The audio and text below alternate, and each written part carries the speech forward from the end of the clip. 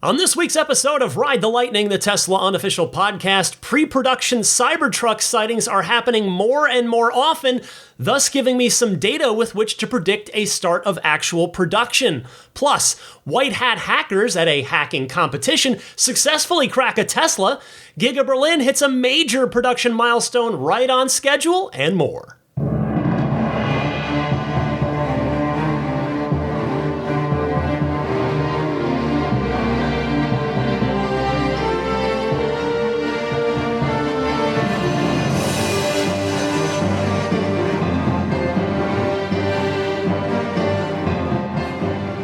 What's happening, friends? I'm Ryan McCaffrey, and welcome to episode 400 of Ride the Lightning, the Tesla unofficial podcast for April 2nd, 2023.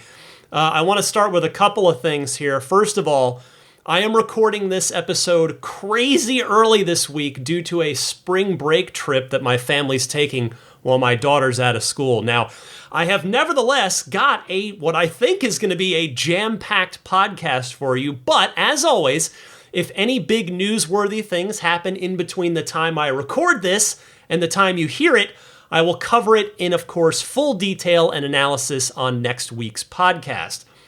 One thing we know that we'll have for next week's episode are the final production and delivery numbers for Q1. So place your bets now on that. Secondly, before I get started with the week's Tesla news, I did want to just take a quick moment here to reflect back now that this is episode 400. I mean, that's a pretty sweet milestone. And first and foremost, I just want to send a sincere thank you to all of you listening to this right now, whether you've been listening for 4 episodes or all 400, starting all the way back in August of 2015. Some of my personal highlights along the way, which maybe some of this will be, little shows you can bookmark if you are a newer listener. Certainly episode 200 is the top of the list with Elon Musk back in 2019. I mean, that was such a big moment for me personally. That was a big moment for this podcast. It felt like kind of like I'd made it, I guess, in a sense that I got Elon Musk for an hour on this podcast in 2019. And then certainly both Franz interviews, most recently episode 389, and then the first time he came on back on episode 220. And if I were ranking them just in my own head, I would rank the recent one higher because honestly, I just thought it was a more interesting conversation. Not that I'm not proud of the first one, but with the second one, we'd already built the rapport, and more importantly, I had way more time with him the second time. I'd look back, episode 314 was another one that stands out. That was when former race car driver and current Tesla owner and environmental activist Leilani Munter stopped by and just told her very fascinating, I was just so enthralled by her life story, driving fast cars and getting into EVs and her Tesla story. It was great. Marquez Brownlee, MKBHD, came and hang out on episode 288. That was a real memorable moment. Sandy Monroe, who's now been on twice as well. He's in the two-timer club along with Franz. Sandy's first appearance was back on episode 252, and he was very recently on 393, just 7 weeks ago. The Unplugged Performance co-founder, Ben Schaffer, he and I just clicked. I really felt like we just were vibing, and I've since gone to his shop and had a great time touring that. In fact, that was right after the Franz interview because they're in the same industrial complex there. So that was episode 368. Pete Gruber talked about his efforts to keep the original Tesla Roadsters maintained and roadworthy with his Roadster service shop that's down in Phoenix. That was episode 350. And then just because I don't want to drag this on for any longer than I'm already doing, one more I would mention, episode 35 means a lot to me because, first of all, I'm really proud of that one. It was a really, I think, at least at the time, long episode. Maybe it wouldn't seem so now. I didn't actually go back and see how long it was. But that was my so-called, kind of man on the street coverage of the Model 3 unveiling back in 2016, starting with my time camping out overnight to get my reservation to flying down later that day, later that night, to be at the reveal event and then get a test ride in the prototype. Of course, that was such a big moment for all of us. So many of us were looking forward to the Model 3 as the Tesla that many of us could finally afford. And I'm really proud of that little time capsule that episode has become. But all in all, it's just been such an incredible ride so far.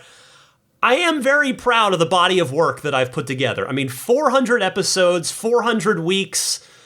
I hope that I've made and continue to make some kind of positive contribution to the Tesla community. And seriously, thank you all once again for listening, for just spending your time with this podcast. I really do appreciate it. Now, to get revved up for this week, as the Cybertruck gets closer and Tesla's prices continue to fluctuate up and down, this week's Patreon poll, which again is open to anybody, you don't have to be backing me on Patreon. Just go to patreon.com/Tesla podcast. Usually every Tuesday night is when the new poll goes up. And again, anybody can vote in that. This, as I mentioned last week, this was a part 2 to last week. So last week, of course, was how much do you think the base price of the quad motor Cybertruck's going to be? This week, how much do you think the base price of the dual motor Cybertruck is going to be? And this was quite a poll, almost split dead even between the folks who voted 50,000 to 60,000 and the folks who voted 60,000 to 70,000. The latter did win this poll at 43%, 50 to 60K right behind that, 40%. 10% of you thought it would be 70,000 to 80,000. 4% said 40,000 to 50,000, and 2% of you thought it would go, the dual motor base model would go above $80,000. So thanks to all of you who took the time to vote in that. Now, some more Cybertruck stuff. There's a little bit more to talk about this week. Teslarati reports that, quote, a study conducted by American Trucks revealed that about 6 out of 10 truck owners did not consider the Tesla Cybertruck, quote, a real truck. Paul Knoll, the marketing director at Turn 5, the operating firm behind American Trucks, told Teslarati that the Cybertruck could eventually be accepted by truckers as a legitimate truck. It just needs to prove that it could stand toe-to-toe or perhaps even exceed comparable trucks that are on the market today. Quote, we all have style preferences when looking for a new vehicle, and the Cybertruck has an interesting aesthetic.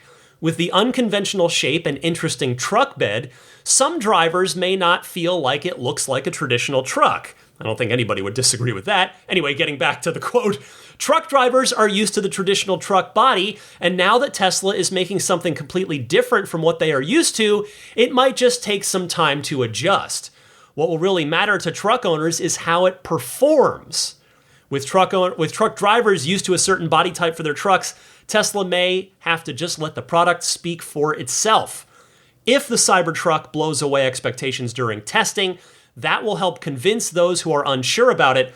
But the Cybertruck isn't just for truck drivers, it's also for people who care about the environment and want to help protect it, Knoll said. Well, we will see how this survey looks in 1 year's time, and really again in 2 years' time, when the Cybertruck's really out there in 2 years from now. Because let's be honest, pickup truck owners are nothing if not loyal. They are probably not going to instantly jump ship to any other brand than the one they've been driving, and they've been driving that brand for decades now, and let alone one that's made a truck as unconventional looking as the Cybertruck is. But that's where the sum of the Cybertruck's parts, the hard stainless steel exterior, the range, the lower fuel costs, the torque, will hopefully start to win some of these guys over. But even if it doesn't, if the Cybertruck brings enough new people into the truck market, I would be one of them, and I know many of you out there who plan to get a Cybertruck have never had a truck before either, then it's going to be quite successful. There was another Cybertruck survey this week that I thought I would go over for you. It comes, at least it was posted by Sawyer Merritt, the Tesla insider, who finds his name mentioned on this podcast from time to time.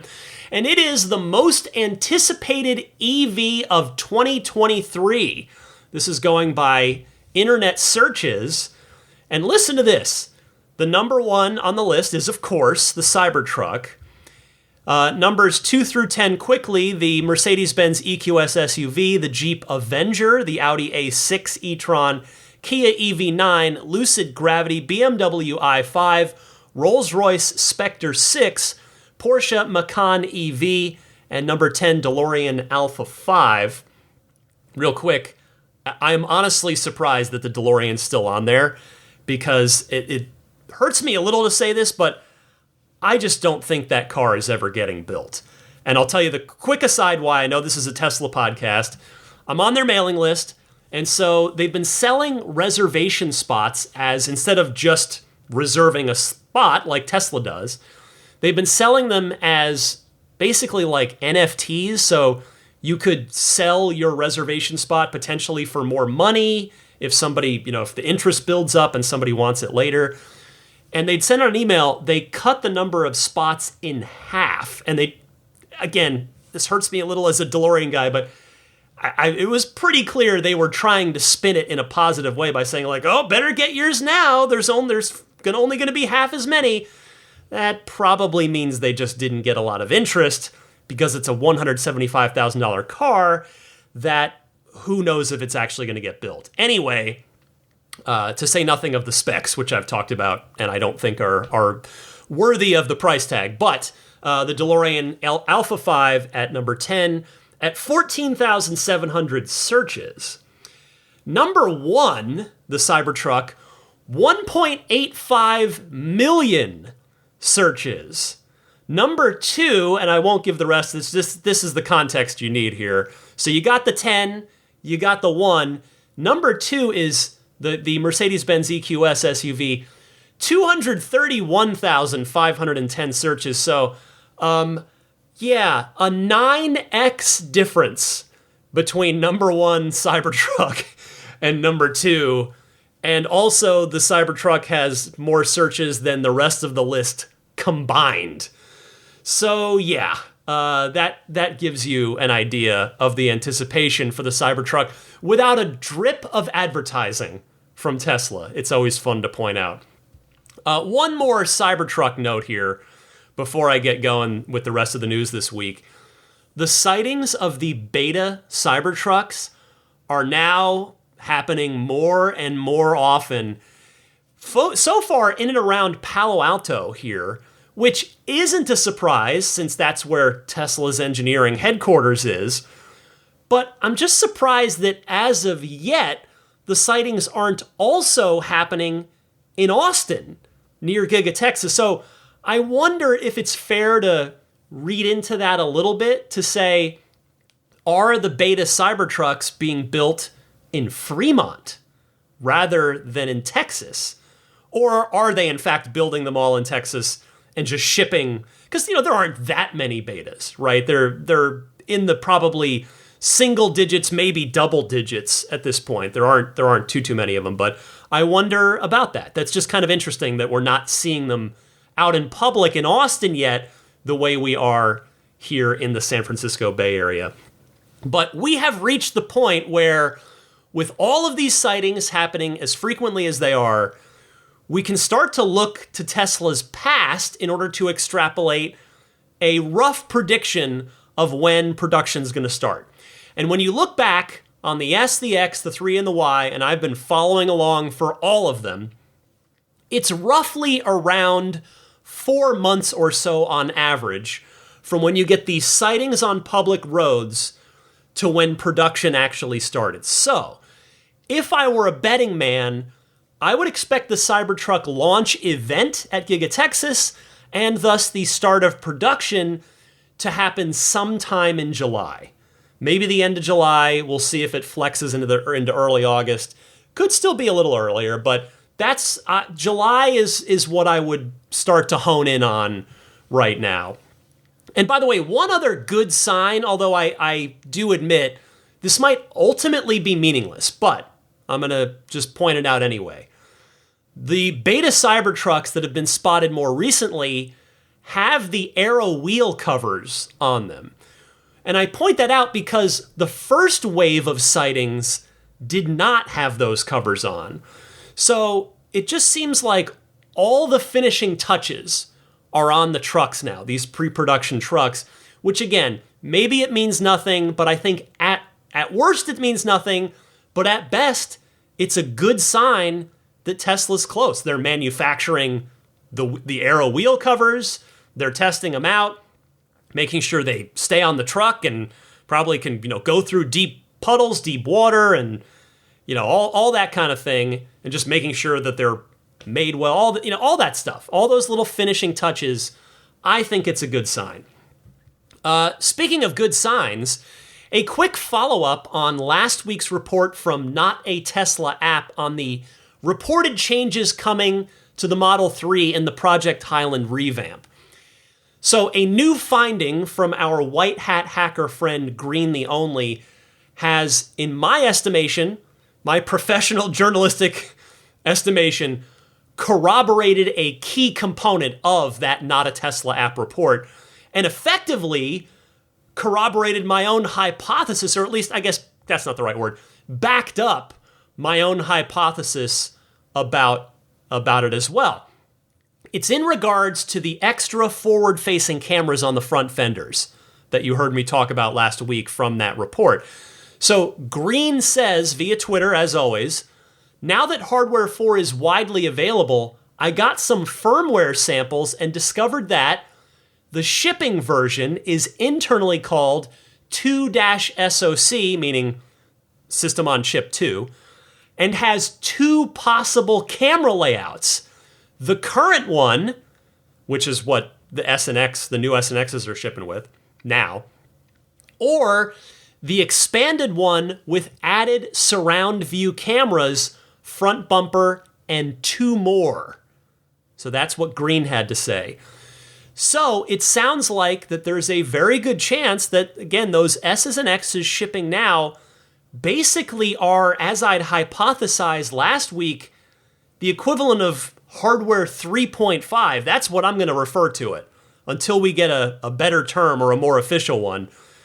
Because it seems like we are, in fact, going to get more cameras, 3 more up front, meaning these two on the repeater camera housings that are paired with the usual rear-facing repeater cameras that are on all of our cars now, as well as that lower front bumper camera that last week's report from Not a Tesla App talked about, and that same lower front bumper camera that the beta Cybertrucks have as well. So to me, this is really exciting. Like really, really exciting. I am so glad that it's looking now quite likely that the actual next generation of Autopilot will indeed have more cameras in places that we need them in order for full self-driving to make better decisions and make them faster and safer. Good stuff there. Thank you, Green, for that. And again, tip of the cap to Not a Tesla App for their report being corroborated by Green there.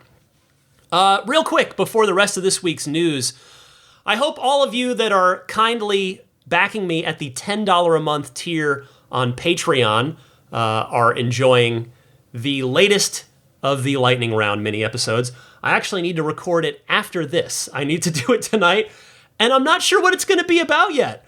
So that'll be a surprise. You can go, if you're already backing me, you'll get an email about it when it goes out. But for the rest of you, if you do at some point, maybe it's today, maybe it's tomorrow, maybe it's this next week, whatever it may be. But if at some point you see fit to back my efforts with this podcast via my Patreon, you can do that on my Patreon page found at patreon.com/Tesla Podcast. And again, what you're doing is you're pledging $5 a month or $10 a month, or the tiers go higher from there, and the pledge rewards stack up as well. That $5 a month tier will get you early access to each week's episode, which in the case of this episode, you would have gotten it quite early. I think earlier than I've ever posted an early access episode for the Patreon folks. And then that $10 a month tier will get you that early access and get you access to every past, present, and future for as long as you're pledging weekly lightning round bonus mini episode. Don't forget that the annual pledges, if you want to do just one pledge for the year, you get a 10% discount for pledging that way. So again, find out more on my Patreon page at patreon.com/Tesla podcast. All right. The rest of this week's Tesla news, because gosh, I've already been talking for 20 minutes already, but there's plenty more to go. First up, Tesla has been hacked, but it's okay. It's the good kind. It's the controlled environment kind. They've been hacked at the annual Pwn to Own hacking event, which I've covered on the podcast before. And a hacking group has taken home a Tesla Model 3 and $100,000. Thank you to Teslarati for the summary on this. They write, the successful hack completed by the group Synactive was initially reported by the Zero Day Initiative Twitter account, that's who puts on the event, revealing that the group had used a TOC-TOU exploit to gain access to the vehicle. Thanks to the nature of the hacking competition, the details of how the hack was performed have not been made entirely public to avoid a security risk for Tesla owners. Still, the method the hackers used was relatively straightforward. The TOC-TOU, which, as I am learning for the first time, stands for Time of Check, Time of Use exploit, involves altering internal files to gain system access. In essence, the hackers are altering the files that a system will check to ensure someone actually should have access. This could, for example, involve changing login credentials to allow yourself access. However, as the name suggests, this is highly time-dependent as it involves using the discrepancy of time between the system checking the files and a person actually being logged in. So I know, again, I've covered this event before, but I just want to say that I love that Tesla participates in this. They put themselves out there in an effort to make our cars in our garages safer and more secure. And by the way, I went and checked the organizer's website because I was curious to see if any other car companies are participating in this, and I couldn't find any. If I missed it, please let me know. You can email me, teslapodcast@gmail.com. I don't want to be factually incorrect, but I could not find any other car companies that were participating in this. And in fact, there were 2 Tesla events. In addition to the one I just told you about, there was another in a category called Infotainment Unconfined Route, presumably looking for ways to route access the car through the infotainment system. Now, that one did not offer a car as a prize, but it did offer $150,000, which is enough to buy any Tesla, including a Plaid S or Plaid X. So a nice prize there. I'd also like to shout out the participants in this, by the way, the people that did the white hat hacking, because these folks are out there using their talents for good to make the products that we rely upon. And make no mistake, obviously, we all rely upon our cars, very much including the security of them. Like if our cars could be hacked to either be unlocked or to, there's any number of doomsday scenarios you could imagine if our cars got hacked, because they are always connected via cellular. They have a data connection at all times. So thank you to the white hat hackers participating in this for contributing to the greater good here. And congratulations to the Synactive team specifically for winning that $100,000 and winning that Model 3. Now, the $100,000 is easy enough to divvy up between multiple people. You just divide by the number of people. But how does one divvy up one car amongst a team of people? I do wonder that. How's that going to go? Do they rock, paper, scissors for it? I wonder how that goes. Anyway, next up this week, as you know, I've been passing along the production milestones for Giga Texas and Giga Berlin. Well, here's a big one for Berlin. They have achieved full volume production on the Model Y. And again, we're defining this by Tesla's own definition. Tesla announced it on Twitter, writing, Giga Berlin hits 5,000 builds per week, 1 year after delivering the first vehicles to customers. This is huge. It's also right on schedule. So an extra tip of the cap to the Berlin team here. Tesla had forecasted approximately 1 year to reach volume production, and the Berlin team has done exactly that. Now, if you wanted to nitpick this, which I certainly don't, because I don't want to take anything away from the very hardworking team in Berlin who has achieved this, but I guess I would phrase it this way. The only really big task left for the Berlin team, which isn't really in their control, it's been a battery production issue, but their next big task, I suspect, is to switch over to the, again, as I've been calling it, the Model Y 2.0, aka building the Model Y with the 4680 battery cells instead of the 2170s and the structural battery pack.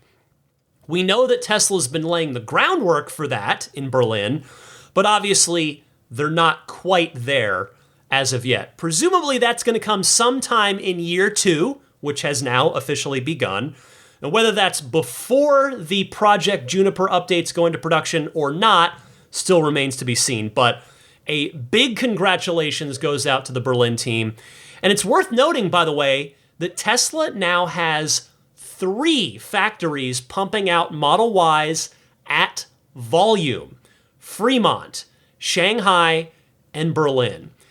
If you're curious about Texas, the 1-year anniversary of the start of production for Giga Texas, it's coming right up. It's coming right up. So we are all rooting for Texas to do a fast follow of Berlin on this because, well, we've been repeatedly told that Cybertruck production will start once the Model Y hits volume production in Texas. The good news there is that we've seen so much evidence of the Cybertruck getting very close now. The numerous public sightings of the beta versions that I talked about at the top of the podcast, the new Giga Press arriving, as I mentioned last week, etc., that I don't think Tesla would stop its Cybertruck momentum to go, well, wait, hold up, everyone. We have to wait until the Model Y finishes ramping up to 5,000 a week before we can proceed with the Cybertruck. No, that's not going to happen. The Cybertruck is a snowball that's been pushed down the hill, and it's a steep hill, and it's going to keep picking up momentum and keep getting bigger and faster. But anyway, once all 4 of the current car factories reach 5,000 Model Ys per week or higher on the Model Y, because it is higher in Fremont and Shanghai, then really there probably won't be anything left to stop the Model Y from becoming the number 1 selling car in the world. Maybe there is, maybe there isn't going to be enough runway for that feat to be achieved this year, but it should almost definitely happen next year at the absolute latest. So that's a news story just waiting to be written. We'll see how long it takes, whether it's going to be in 9 months from now or 20 something months from now. Hey, by the way, speaking of production goals, Drive Tesla Canada reports that Tesla has submitted the first application to the State Office for the Environment for the expansion of Giga Berlin. So the company intends to expand production capacity from the current 500,000 capacity to a production capacity of 1 million vehicles per year. Now, the application only involves changes to the existing plant to further ramp up production, says Drive Tesla Canada.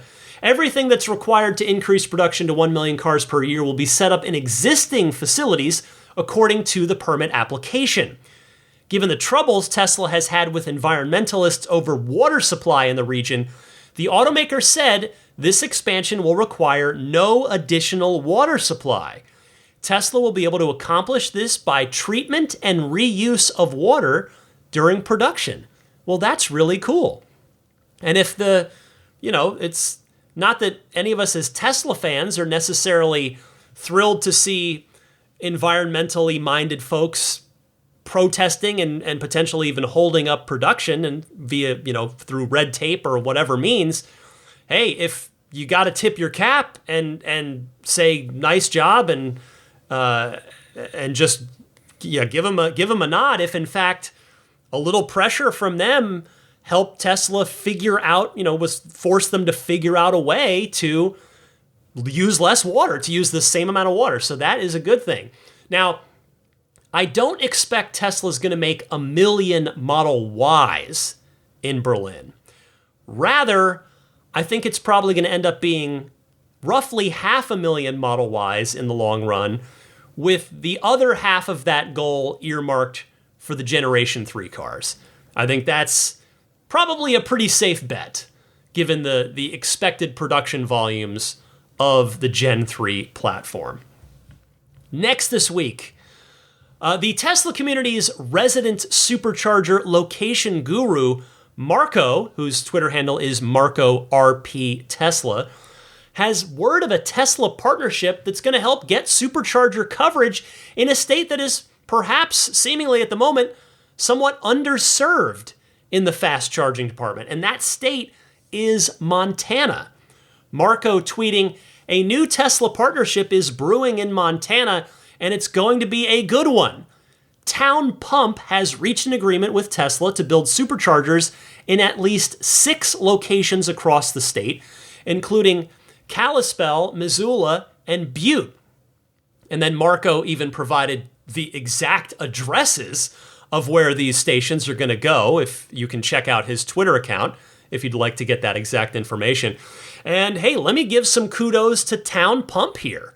They are a gas station company. They are seeing the future that is barreling straight towards them. And rather than stick their heads in the sand and pretend that it's not going to happen if they just don't think about it, they are instead placing a bet on a different kind of fuel that can help power their future as a business. In fact, one that will keep customers on site longer than gasoline does, and those customers will have more time on the premises to potentially spend more money than a quick gas station fill-up might allow for. So good stuff. Interestingly here, in addition to over 200 gas stations throughout Montana and Idaho, I looked these guys up, Town Pump also has casinos and hotels in its portfolio, so it would not surprise me at all if we end up seeing superchargers installed at some of its other non-gas station properties as well. Now, maybe superchargers wouldn't make sense for a casino and a hotel, a place that you're going to be at for longer, but maybe it's going to be destination chargers at those casinos and hotels. I think that is very much a strong possibility. Now, honestly, I predict that before too long, here's what's going to happen. Businesses are going to be bidding against each other, trying to secure Tesla superchargers at their sites, particularly along interstate highways. That's where the competition will be fiercest, I believe, because the need for superchargers isn't going away. Not as Tesla aims to produce, remember, just for context here, Tesla aims to produce 10 times more cars per year in the next decade than it produces annually today. 10x. And also, other automakers' EVs are going to be slowly given access to more and more of Tesla's superchargers, thus making superchargers specifically something that business owners are going to want to have on their property. So I look forward to this happening. I think businesses are seeing dollar signs on this. At least the ones with foresight are seeing that. The final news story that I have for you this week is this one. Tesla has gotten J.D. Power's Home Charging Experience Award for the third consecutive year. One more tip of the cap goes to Teslarati, who wrote this one up. They said, as per the findings of data analytics firm J.D. Power in its 2023 U.S. Electric Vehicle Experience Home Charging Study, that's a mouthful, about 68% of EV owners today utilize a Level 2 permanently mounted station.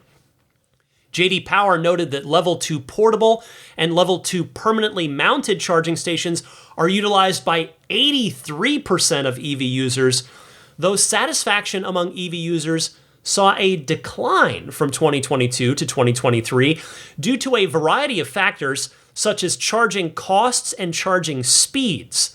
For its study, J.D. Power measured EV users' satisfaction across 8 metrics: fairness of retail price, cord length, size of charger, ease of winding/storing the cable, the cost of charging, the charging speed, the ease of use, and overall reliability. The findings of the study showed that among the home charging systems in the market, Tesla's Level 2, aka the Tesla Wall Tesla Wall Connector, let me try that again. Tesla's Level 2 permanently mounted charging solutions are the best. This marks the third consecutive year of Tesla's dominance in the sector. Tesla's Level 2 home charging system scored a 790 on a 1,000-point scale, which is representative of the electric car maker's vast experience in the EV sector. Following Tesla, if you're curious, is Grizzly, emphasizing the E at the end for electric, GRIZZL-E, which scored 757 points, and Emporia, right behind it at 754. It should be noted that the segment's average stood at 740 points per the study. Well, I talked about this last week, but boy, oh boy, did Tesla really get pretty much everything right with regard to charging when it first designed its chargers a decade or so ago. The Superchargers, like I talked about last week, they are simple to use and they just work. And the same can also be said of the Tesla wall connectors for home use as well. I've got the V2 on my garage wall, but the V3 of the wall connector that's been sold for the past few years, well, that's even better because you can connect to it via Wi-Fi and do all sorts of neat stuff with it. I mean, if I had taken this survey, I definitely would have given Tesla a very high score. I have no complaints with my wall charger. It's been awesome. It's been reliable. The cord is plenty long enough, even though I'm fortunate enough to have my wall connector located literally right where my charge board is when I pull the car into the garage. But it's just easy. It's easy and it works. That's really all you're looking for.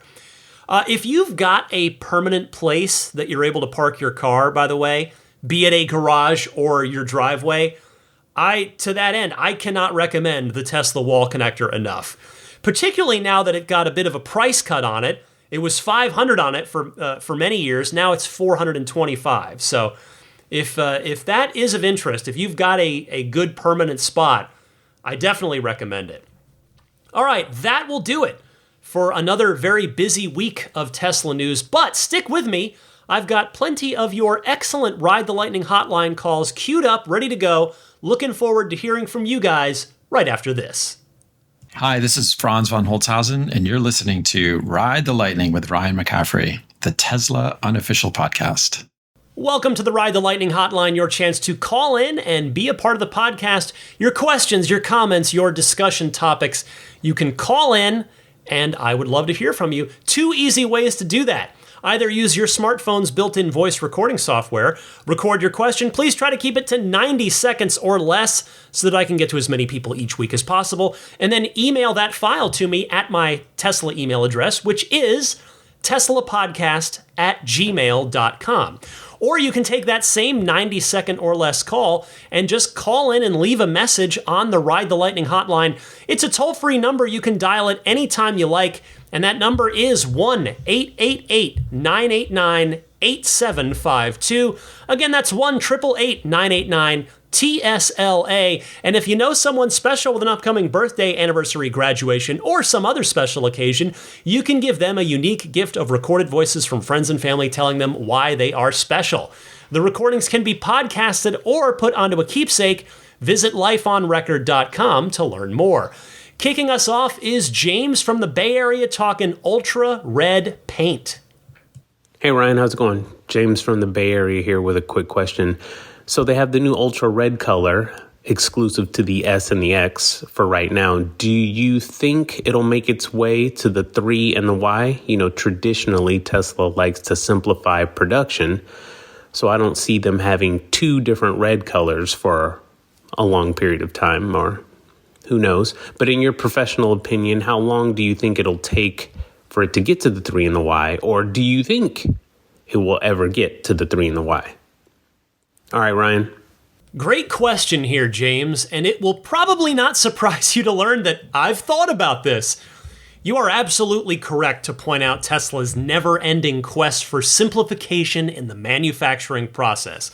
And as such, I do, in fact, believe that this will come to the 3 and the Y eventually, thus completely replacing multi-coat red. I am of the opinion that it's being kept exclusive to the S and X right now in an effort to goose sales of those 2 cars any way possible. I mean, we saw that this past week where, as part of an end-of-quarter push, Tesla offered 10,000 free supercharging miles if you bought an S or an X, but they did not make that same offer for the 3 and the Y. So it would appear that demand for the S and the X is lagging a bit behind right now, further evidenced, I would say, by the price drops that we've seen on those cars recently. So, to actually answer your question, I think the debut of the Project Highland revamp sometime in the second half of this year, I think that seems like a natural time to debut Ultra Red on the Model 3. And certainly if you're going to do it on the 3, you're going to do it on the Y at the same time, even if that car's Project Juniper revamp isn't coming until later. So presumably Ultra Red would also be rolled out in Shanghai at that time as well, because they're also expected to do the Project Highland revamp, which would mean, if it is, multi-coat red would be completely retired, because in Berlin, as you know, multi-coat red's already out. In fact, it was never in. They just never produced multi-coat red, and the seemingly spectacular, I have not yet had a chance to behold it with my own eyes, but the seemingly spectacular Midnight Cherry Red is the only red option for Berlin-built cars. So I guess we'll see if I'm right in another, 4 to 8 months or so. Thank you so much, James, for your call. Next up, another wonderful familiar voice, as James is. It's Kenny from Richmond, Virginia. Hey, Ryan, what's going on, man? This is Kenny calling in from, now Richmond, Virginia. So, it's been a little while since I called in, but I am still listening to the podcast and loving it, man. Keep up the good work. Today, I want to call in with a little bit of good, bad, and ugly. So let's start with the good. Man, I am getting great mileage out of my tires. I've got a 2021 Model Y, and I hear so many horror stories of people really having trouble with eating the tires up pretty quickly. I'm now at almost 60,000 miles on my original set of tires. Granted, I am doing a lot of highway driving, but they are keeping up. Just regular rotations, and everything's going well. Well, the bad, I'm having problems with my driver's side seat, and was wondering if anyone else in the listening audience is having some of the same trouble. I've been to Tesla a couple times with it. They can't seem to figure out what's going on. But when I get in the car and it's going to my preset, my seat doesn't go all the way forward out of my easy entry when I get into the car. And then when I go to the side of the seat to try to kind of move it into the correct position, it just stops. It gets hung up. I don't know what's going on. So I wanted to see if maybe somebody else in the audience was having trouble with that going automatically back to the preset. So And then the last thing is the ugly. And really the only ugly thing is, man, this car looks disgusting right now just because here in Virginia we are getting ready for spring and the pollen is out. But the good news on the other side of that is I get some time cleaning my baby up over the weekend and making it look good. So anyway, well, man, wanted to call in, just say hey, check in. I hope you're doing well. Hope to hear from you soon. Thanks. Kenny, I truly mean it when I say that it's always a pleasure to hear from you. I am very glad to hear that your Model Y is continuing to make you happy.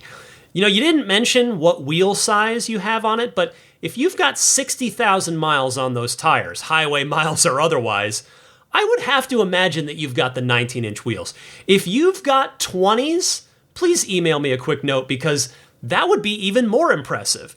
Now, secondly, regarding your driver's seat issue, every once in a blue moon, my seat won't fully complete its movements from easy entry to my profile when I get in the car.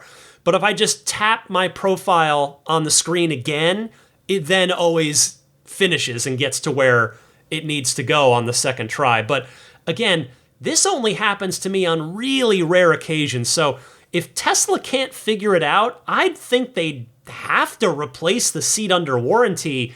But is it one of those situations where you can't get it to happen when the service folks have the car? Because we all have been there. I am happy to put this out there to my listeners and to your fellow owners to see if anybody else out there has run into this and perhaps has any sage advice. Good luck, Kenny, and thank you for your call. Oh, and P.S., I can relate about your car being dirty. My car is filthy right now because it will not stop raining here. I'm at the point where I think I'm just going to have to wash it anyway next weekend, regardless of the forecast, just to get all of the grime sprayed off of it. Anyway, thank you, Kenny. Next is Justin. Hey there, big fan. Justin here. I had a 2019 Tesla Model 3 with the radar, and we just got the update for our 2023 Y for the vision-based parking. And it's nice to have back. The lines seem a lot more chaotic in terms of showing the buffer around the car than they did previously with our 2019 3. Especially in the front, like you really have a lot of bowing, like certainly in the dead spot where it doesn't really know what's going on. When we pull into our garage, which we have to really fully pull into almost till it's touching, it just starts making a horrible beeping sound that my wife hates, and it's not ideal. So it almost makes you want to turn it off just because it's so loud parking, and our kind of chimes that we use, there's like little chimes hanging. If we know we've hit the limit, I'd rather just have those versus the ultrasonic. Haven't tried the auto park yet, but I'm sure I will soon. Once again, big fan. Thanks. Thank you very much for sharing your old versus new impressions on the Park Assist, Justin. I appreciate it. It sounds like Tesla's off to, if we could fairly say, a decent start with this, but that there's still room for improvement.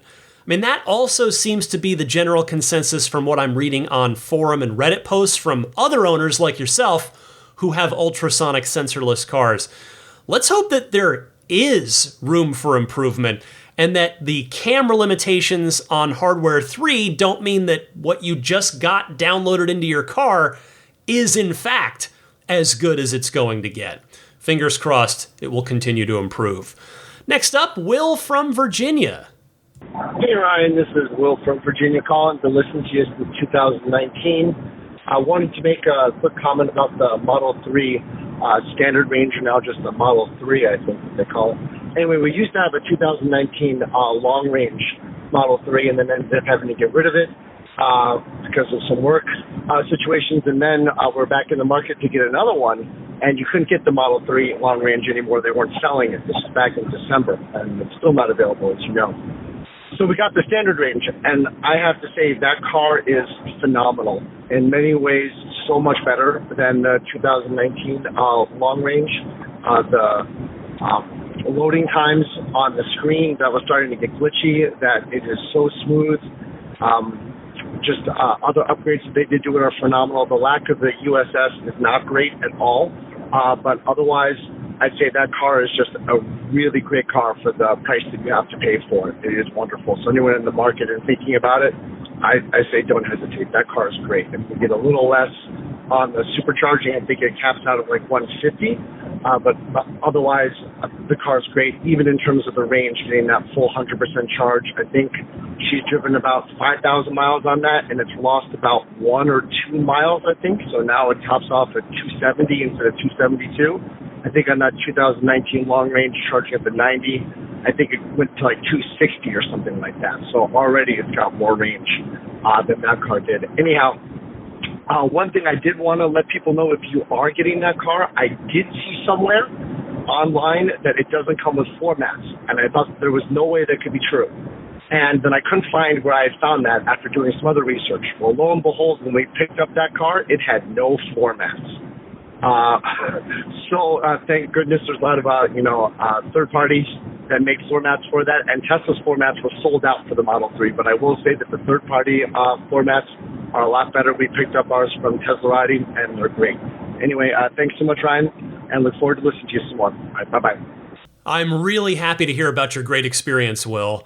I can't call it an upgrade, technically, but it sounds like for you guys, it is in many regards. I mean, you certainly won't hear any disagreement from me on this. You've all heard me shout from the rooftops time and again about how I think the base Model 3 is a fantastic value for the money. But you noted one of the ways that Tesla keeps their own costs down a tad, and that is from not including floor mats in the base model. And I will confess to you, I had actually forgotten that, even as my wife was seriously considering buying one at a couple of different points last year before we decided to pivot and wait for the Cybertruck. But yes, sadly, Tesla has excluded floor mats from the base Model 3 for the last few years now, and I'll be honest, I'm not defending them on this one. I think it's kind of lame, actually. I mean, I get it from their perspective. It saves them a few bucks per car, but it still stinks for customers. But that aside, I wish you and your wife many years of safe driving in that car. Take care, and thanks for calling in. I've got time for one more call this week. It will be right here in San Francisco. It's coming from Dave. Hi, Ryan. This is Dave from San Francisco, and I have a question about my Model X that I have not been able to come up with an answer for. I went to the Tesla service and asked and struck out. My Model X 2019 Raven is feeling like I may need to replace the shocks. It seems to be bouncy. And I'm just wondering if anybody, either you or anybody in the audience, that would know how you can tell when you need shocks. So, yeah, when I went to the Tesla service center, they said, well, you'll just have to go through the app and put in a service request. So, but I thought I'd ask just in case somebody knows. Okay, thanks very much. Love your show. Bye. Dave, it's always nice to hear from you. I'm bummed to hear that it's not under ideal circumstances this time. So your Model X obviously seems far too new to need one or more new shocks. So I looked into this as best I could, and a common cause of this issue could be that your X just needs a wheel alignment. Have you ever had one done on it, would be the question I would ask, because if not, that could very well be the culprit, and that would be a nice, simple, easy-to-fix explanation. If you're out of warranty, which maybe you are, by either the time or mileage, since you said you had a 2019, if it's early 2019, I guess it's, the 4 years is up. But I would, at that point, understand that you might not want to just pay Tesla a diagnostic fee just for them to look at it. It might be worth taking it to a tire and wheel shop to have the alignment checked. And then, if that's already good, well, then maybe you'd want to go ahead and take it to a Tesla service center at that point. Good luck to you, Dave. Thank you for calling in. Thank you to everybody that took the time to call in. I sincerely appreciate you taking the time and effort to do so.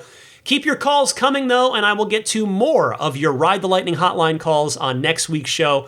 But stick with me for now. There is more Ride the Lightning right around the corner.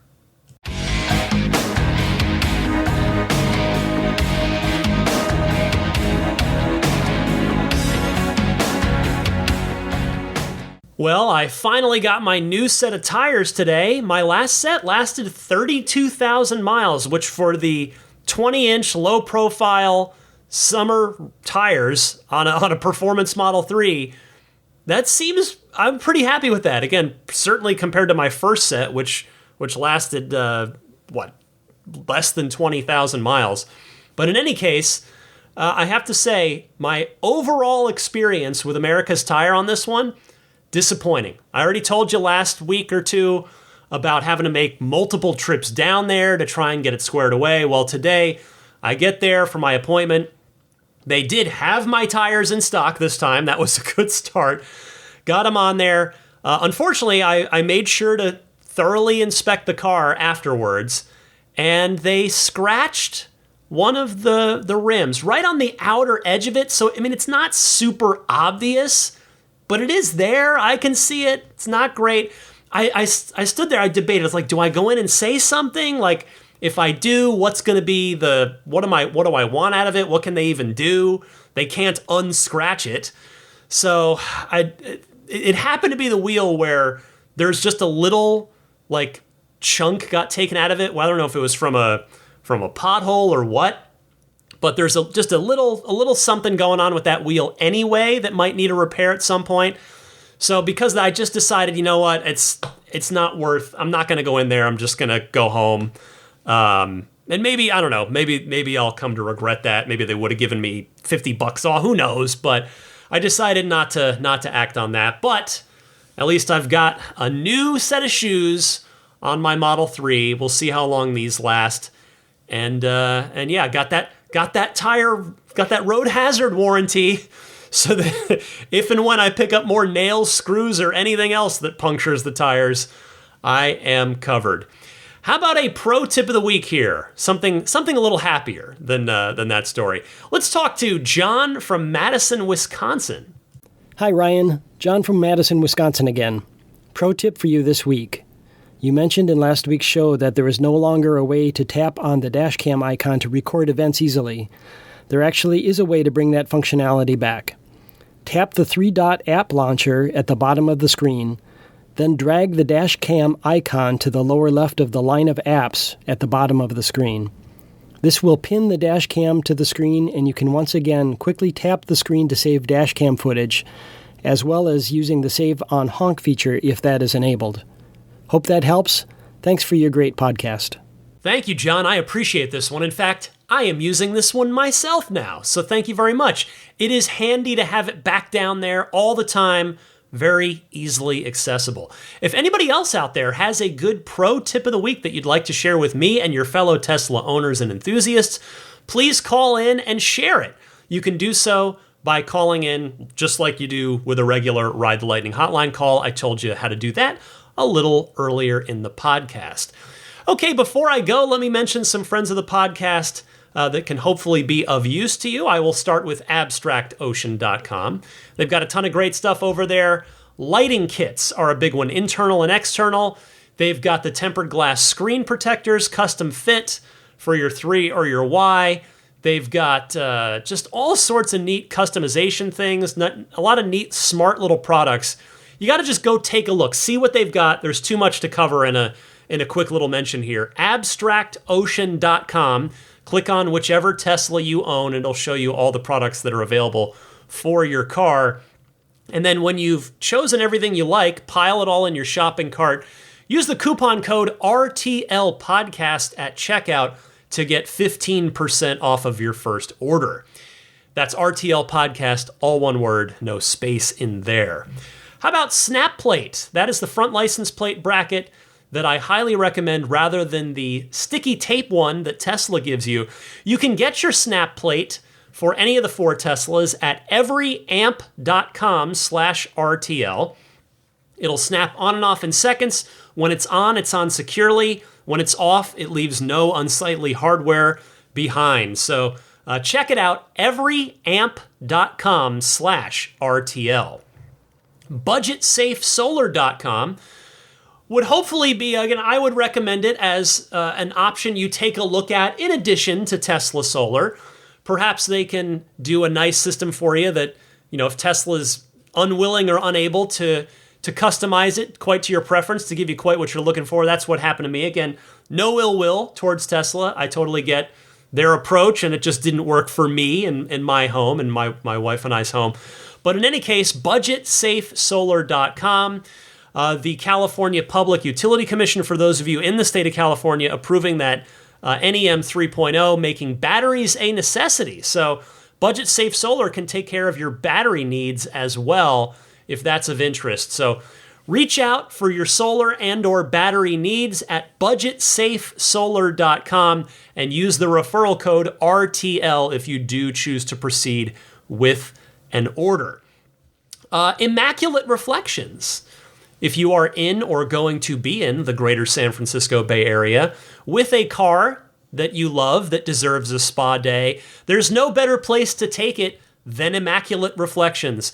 My neighbor that I told you about that bought a red Bolt, because she had her sights set on the red specifically, and she loves the red. And I have to say, I don't see the red as often. There are plenty of Bolts around here, plenty of EVs of all makes, but the red does seem to be a little less common. So I'm happy for her that she's loving that red. She actually just got back from Immaculate Reflections. She did paint correction, and she did ceramic coating. So she did those two things, and she is thrilled with how it turned out. She was texting me. She sent me pictures of the car. So really happy that I could refer her to Immaculate Reflections, because again, I know anybody I refer to. That's why I'm happy to mention Jeff. That's his name, Jeff McGovern. I am happy to mention Jeff here every week because he really is super talented, very detail oriented. He's not going to just like gloss over figuratively or literally any part of your car. The guy is an artisan. He's just a wonderful human being as well. So anyway, if you want to do paint correction, paint protection film, and or ceramic coating on your car, take it to Immaculate Reflections. You can reach out via his website, which is irdetailing.com. And when you do reach out through the website, be sure to mention that you are a Ride the Lightning listener, and you will be given the Ride the Lightning discount for whatever service you book. How about puretesla.com/RTL, your one-stop shop for your dash cam and Sentry mode setups. It's a micro SD-based solution with a USB input, so it'll plug straight into your car, but that micro SD is just designed for the constant torture that the dash cam and Sentry mode put it through, just that constant reading and writing. So I highly recommend it. The 128 gigabyte drive is just $49 and it's shipped free. There's also a 256 gigabyte kit for $69 if you'd rather go that way. Again, shipped free anywhere in the US, works with Mac or PC, and it's plug and play straight out of the package and into your car. They also sell a very nice, I would call it Super Nintendo controller inspired wireless game controller kit for your Tesla as well. So, it doesn't take up as much space in your center console or glove box as, say, the Xbox controller does. So if any of that is of interest, you can go to puretesla.com/RTL. Finally, the Patreon, I mentioned it at the top of the show, but that is the way that you can choose to support my efforts with this podcast if you are so inclined to do. 400 episodes. I'm not sure how many that you've been listening for, but hopefully, if you've made it this far, you're enjoying the podcast, and hopefully have been for some time. And you know that I'm going to be here week in and week out. So if you, at some point, are willing and able to make a pledge on Patreon, I would greatly, greatly appreciate it. The website, again, is patreon.com/Tesla Podcast. Patreon spelled Patreon. The support tiers, again, start at just $5 a month. And for that $5 a month, you will be supporting me. And as a perk, as a thank you, you'll get early access to each week's podcast. That $10 a month tier, that one, you'll get the early access every week, and you'll get access to the entire catalog of those weekly lightning round mini episodes that I do on Patreon. There are, at least as soon as I record the one that I'm going to record after this podcast, there will be 40 of them up there. That's like the equivalent of about, what, 10 hours? Because each one's, probably 15. Yeah, that's probably about 10 hours worth of stuff up there. That's not too bad. I've built up a nice little archive there by now. Anyway, I'd be humbled and grateful if you do take a look at that Patreon at some point. The best places to get the podcast, if you're not already subscribing to it or following it, whichever thing your podcast service calls it, please do so. You can find me on Apple Podcasts, aka the artist formerly known as iTunes, Google Podcasts, Stitcher, TuneIn, Spotify, or audio only on YouTube if you just prefer to keep a browser tab open and listen via YouTube. Just search Ride the Lightning Tesla on YouTube and you should find my channel pretty quickly and easily there, and you can subscribe. And let's see, the email address, I think I mentioned it earlier in the podcast, but if you do want to reach out via email for any reason, you can contact me at teslapodcast@gmail.com. I'm also on Twitter and Instagram, same handle on both, and that handle is DMC_Ryan. And finally, let me say hello and thank you to those Patreon backers at the higher tiers.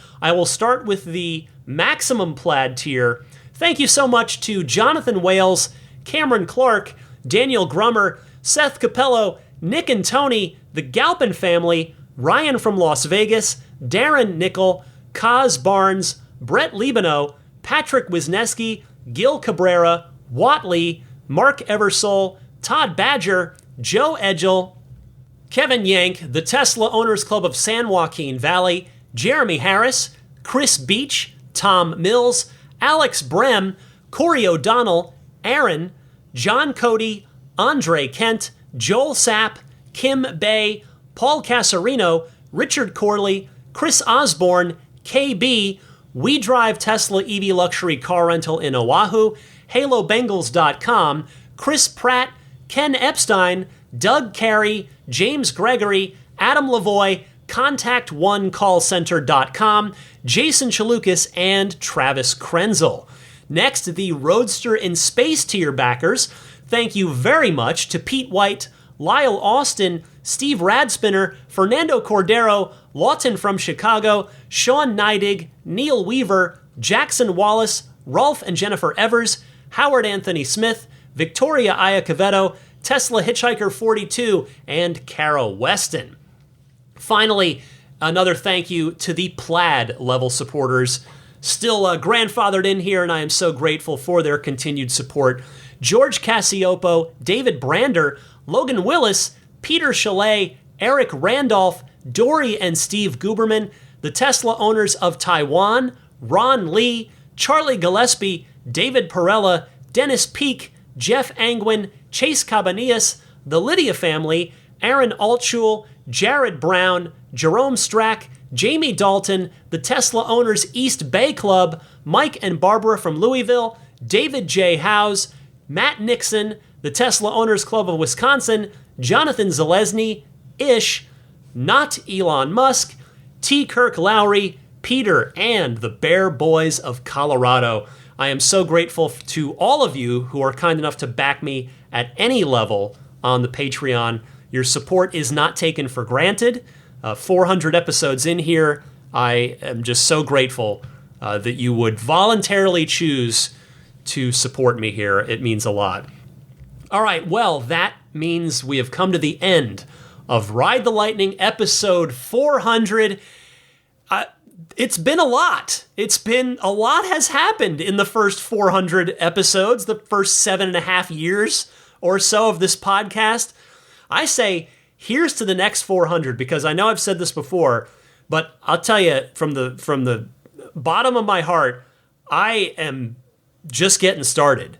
I really enjoy doing this podcast every week. I mean, yeah, it's a lot of time. It's a not insignificant amount of time, but I've figured it out in my life as best I can. You know, some weeks it's, I have to record it at maybe a different time. Maybe I miss something like this week, but like I said, I've always got your back the next week. You know that.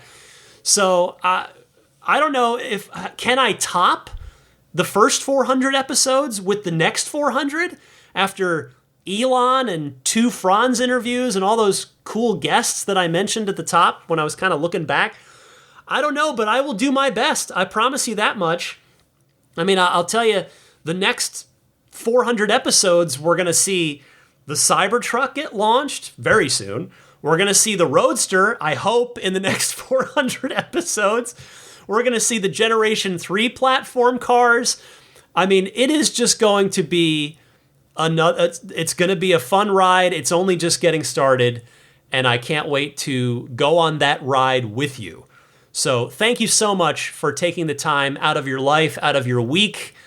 It is not an insignificant commitment to spend an hour plus of your week with me here listening to Ride the Lightning. I thank you so much. Happy electric motoring, and I'll see you back here next week.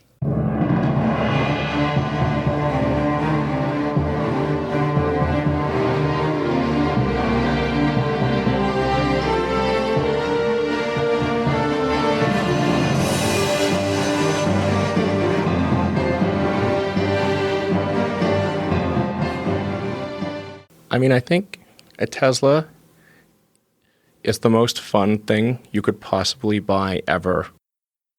That's what it's meant to be. Our goal is to make it's not exactly a car.